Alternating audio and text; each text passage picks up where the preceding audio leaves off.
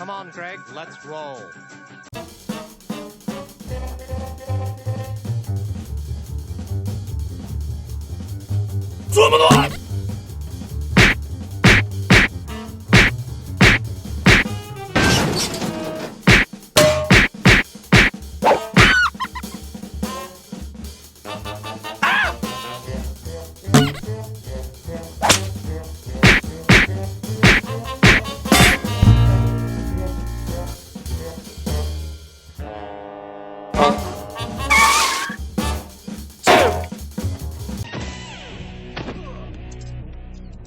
Taste that?